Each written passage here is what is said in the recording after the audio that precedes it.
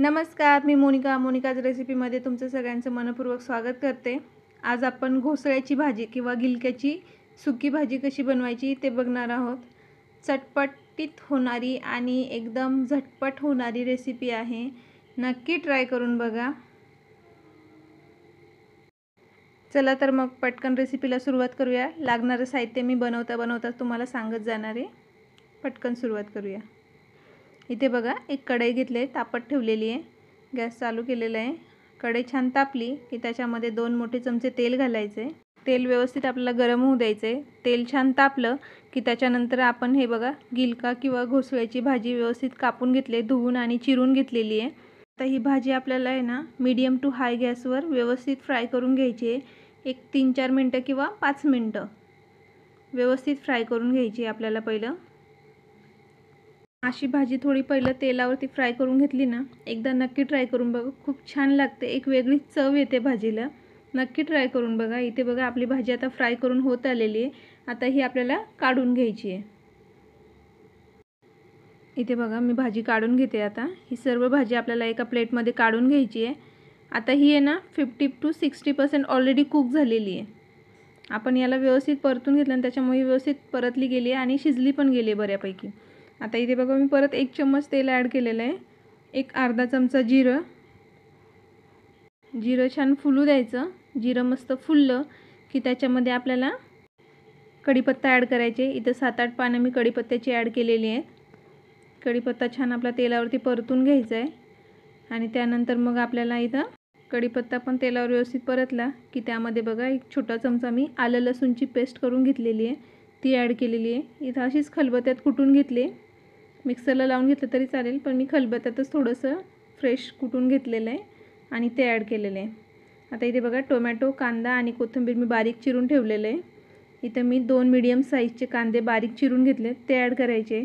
कांद्याला छान गुलाबी रंग येईपर्यंत आपल्याला हा कांदा व्यवस्थित तेलावरती परतून घ्यायचा आहे। याला ब्राऊन नाही करायचं आपल्याला, फक्त गुलाबी रंग येईपर्यंत याला फ्राय करायचं आहे। इथे बघा, आपला कांदा व्यवस्थित परतून झालेला आहे। आता सगळ्यात आधी आपण याच्यामध्ये सुके मसाले ॲड करणार आहोत। सगळ्यात आधी पाव चमचा हळद, 1 चमचा लाल तिखट तुम्ही कमी जास्त तुमच्या आवडीप्रमाणे करू शकता, 1 चमचा धनिया पावडर आणि हे मसाले आपल्याला व्यवस्थित फ्राय करून घ्यायचे। इथे मी पाव चमचा काळा मसाला घातला आहे, घरगुती, तर नाही घातला तरी चालेल। याच्याऐवजी तुम्ही किचन किंग मसाला पण ॲड करू शकता किंवा गरम मसाला असेल तर तो ॲड करू शकता। आणि इथे बघा, मी किचन किंगचा पण मसाला टाकला आहे थोडासा, पाव चमचा काळा मसाला टाकला आणि पाव चमचा किचन किंग मसाला टाकलेला आहे। तुम्ही नुसता किचन किंगचा टाकला तरी चालेल किंवा नुसता गरम मसाला टाकला तरी चालेल। तो मसाला छान आपल्याला परतून घ्यायचा आहे आणि त्यानंतर टोमॅटो ॲड करायचा आहे। टोमॅटो ॲड केलं की गॅस फुल करायचा आणि एक अर्धा मिनिटच फक्त याला आपल्याला व्यवस्थित परतून घ्यायचं आहे। टोमॅटो खूप जास्त आपल्याला हे नाही करायचे, शिजवायचं नाही आहे, कारण आपल्या भाजीबरोबर तो अजून शिजला जाणार आहे। त्याच्यामुळे इथे थोडासा मी कच्चाच त्याला ठेवते आणि लगेच आपली भाजी जी आपण फ्राय करून घेतली होती ती ॲड करायची आहे। छान हे मिक्स करायचं। भाजी ॲड केल्यानंतर गॅस मी फुल केलेला आहे। फुल गॅसवरती आपल्याला 1-1.5 मिनटं व्यवस्थित हे मिक्स करायचं आहे, छान परतायचं आहे। टोमॅटो आणि आपल्या जो गिलक्याची भाजी किंवा घोसळ्याची भाजी ती एकत्र व्यवस्थित फ्राय करायची आहे आणि त्याच्यानंतर मग आपल्याला याच्यामध्ये चवीपुरतं मीठ ॲड करायचं आहे। इथे बघा, चवीपुरतं मीठ घातलं आहे आणि मीठ घालून पण आपल्याला हे व्यवस्थित मिक्स करायचं आहे।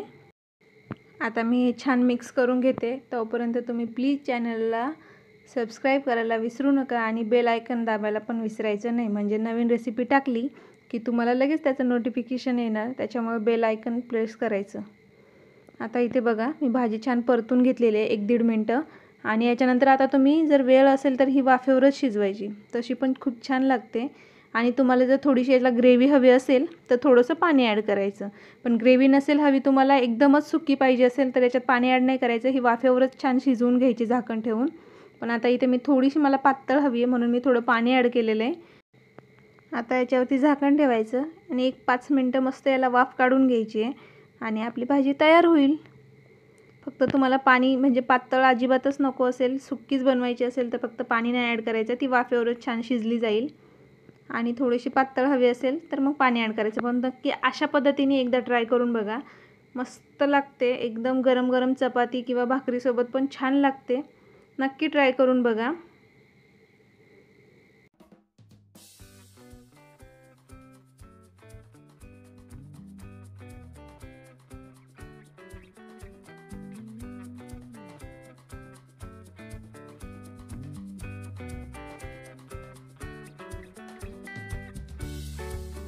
त्याला ठेवलेली होती. आता आपण उघडून बघूया भाजी शिजले का. बघा किती सुंदर झाली आपली भाजी, तयार झालेली आहे. थोडंसं पाणी आहे कारण मला थोडीशी ती लिक्विड फॉर्ममध्ये पाहिजे होती. आता इथे बघा मी 1-2 चमचे शेंगदाण्याचं कूट ॲड केलेलं आहे. आता तुम्हाला जर याहून पातळ पाहिजे असेल जरा अजून, तर मग तुम्ही थोडंसं पाणी जास्त ॲड करायचं आणि शेंगदाण्याचं कूट बारीक करायचं एकदम, आणि थोडंसं अजून 1-2 चमचे जास्त टाकायचं. इथे बघा शेंगदाण्याचं कूट टाकलं, कोथिंबीर टाकलं आणि मस्त भाजी मिक्स करून अजून 1 मिनिट त्याला परतून घेतलेलं आहे मी, आणि आपली भाजी रेडी आहे. चला तर मग भेटूया अशाच एका नवीन व्हिडिओमध्ये नवीन रेसिपीसोबत. तोपर्यंत धन्यवाद. Bye bye.